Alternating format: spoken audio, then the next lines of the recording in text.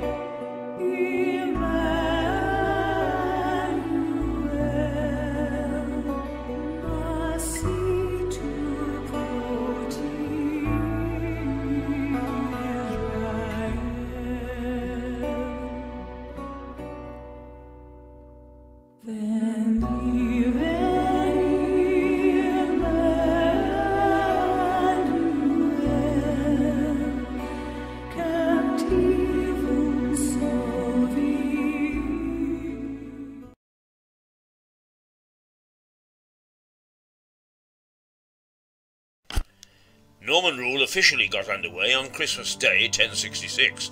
William the Conqueror was declared king after defeating King Harold at a place now known as Battle near Hastings.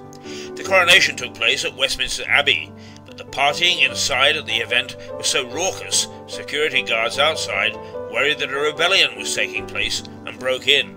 By all accounts, the fisticuffs put our party going to shame. Sure knew how to throw a party in those days. These are mince pies. Common enough fare today. But they were under threat in 1657. They were banned by Oliver Cromwell, who was trying to curb gluttony. He also tried to can Christmas. The ban caused riots known as the Plum Pudding Riots. Some legal experts claim the ban is still in the law books. This grim place is Lewes High Street at Christmas. No Christmas lights?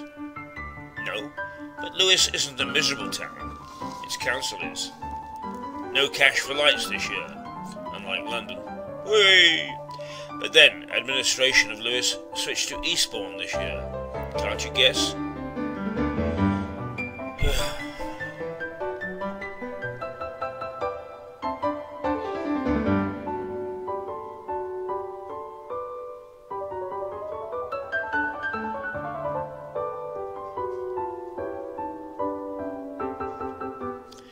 Bit more life on Boxing Day.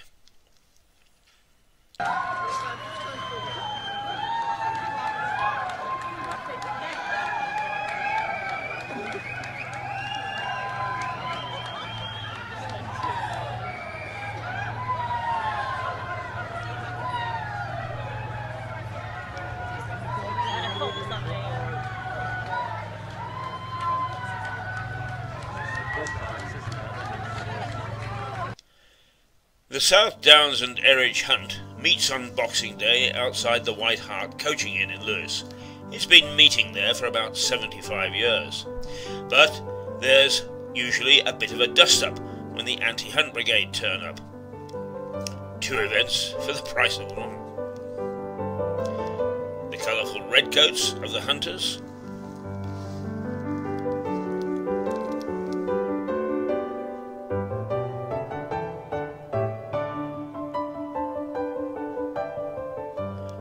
bloody red noses of the demonstrators. Great sport. This is bowling in Lewes, very ancient. Began before or on 1640 on the castle's old tilting grounds. Some say Tom Paine was playing here when he had a flash of inspiration about the rights of man. That's not Tom Paine. Dashed off to start writing it down at the White Hart. That's the coaching inn we just talked about at the Hunt. True or false? This bowling club has real style and panache. It's different. Finally, a bit of colour on the high street. Late night shopping. No, the council didn't pay for that either. It's reliably reported, though, that they're accepting monies from merchants' taxes. The cliff area of Lewes was lively enough. But Lewes High Street was often deserted, despite the best efforts of merchants to give out the odd mince pie. Sorry. As the saying goes, you couldn't make it up. Except, that is, in Lewes. Oh, misery.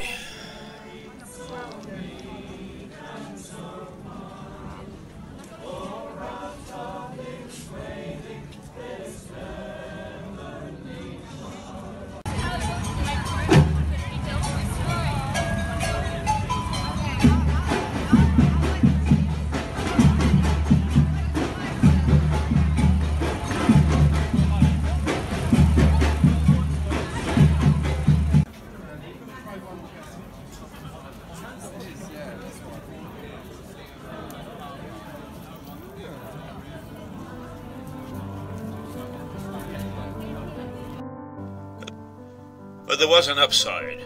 This Santa broke all the politically correct rules, and with an elf as a helper, handed out sweets and gifts to children on the high street. Invited children, about 100. Refusals, nil. Photos with Muslims, countless. Cheers from everyone, uproarious.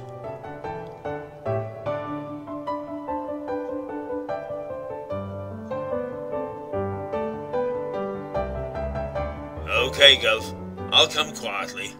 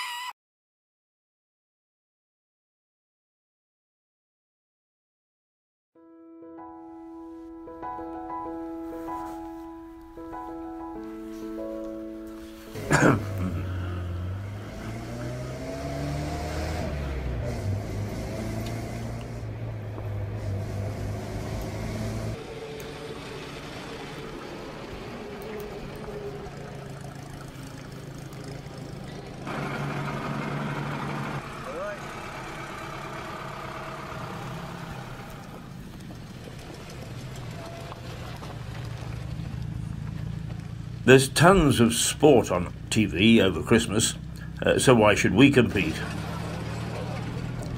Well, we can't really. So we've cast our minds back to the summer instead. I've got a pal, you just saw his picture, Rupert Lloyd Thomas. He lives in Canada now, but before he left, he helped resurrect the Firle Hill Climb. Originally, this sporting event ran from 1950 to 1967. But it ended when more spectacular events developed, and unfortunately a crash involving passing ramblers took place.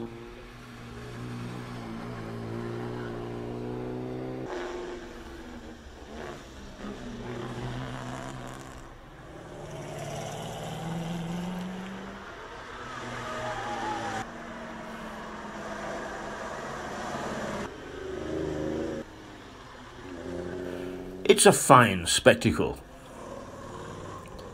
And Rupert now travels 5,000 miles each year, twice to Lewis.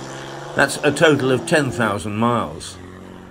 One is to do a stint on Rocket Radio, and the second is to help run the resurrection of the Firle Hill Climb. It started again in 2015, and it gets stronger every year. Now that's what I call a Lewis hero. 10,000 miles for projects in Lewis.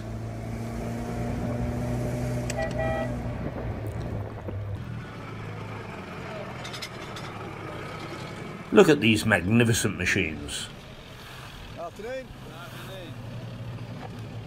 Superb, breathtaking, dramatic.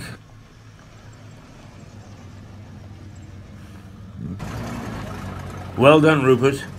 Lewis hero.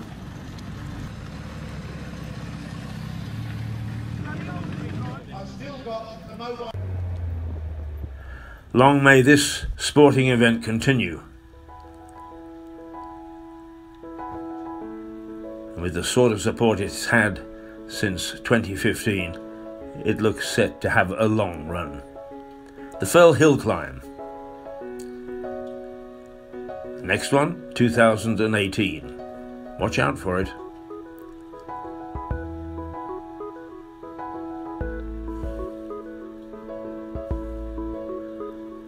Look forward to seeing you there.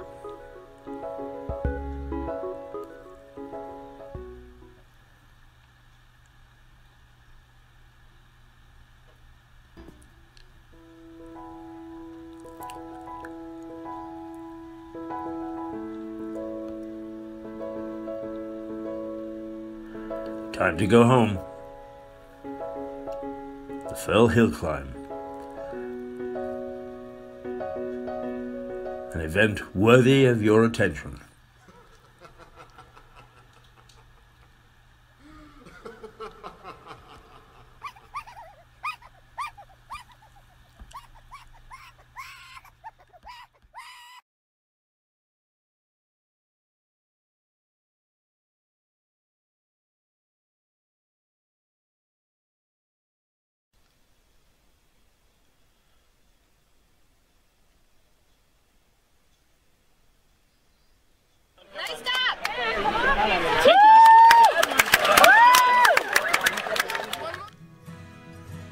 I never tire of telling you we have wonderful parks in Lewes, and Christmas is no exception. If you're a bit old and wheezy like me, the Boxing Day walk doesn't have to be far away. Show us the way, Henry.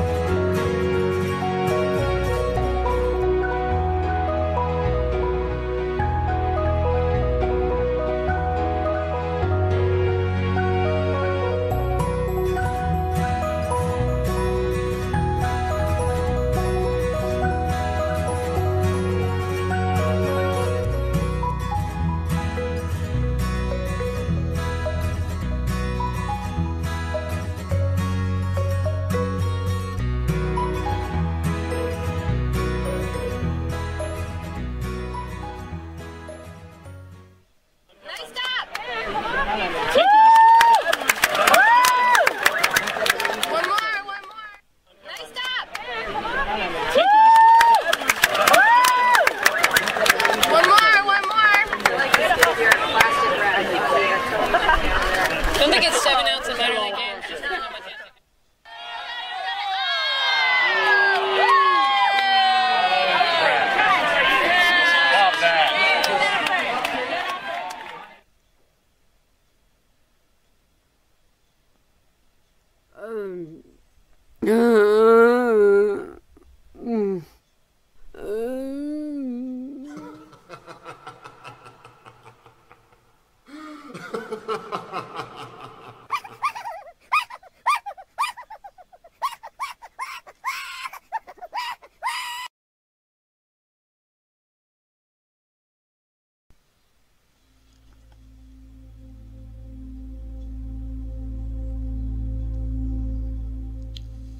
Some folks will sit down to Christmas dinner with a gap at the table. Present or past, those who give their lives for us are missing. Why do we only remember them in November, important though that is? Henry, an old soldier, and I like to think a poppy is for life, not just a special day in the year. So let's make Christmas special as well.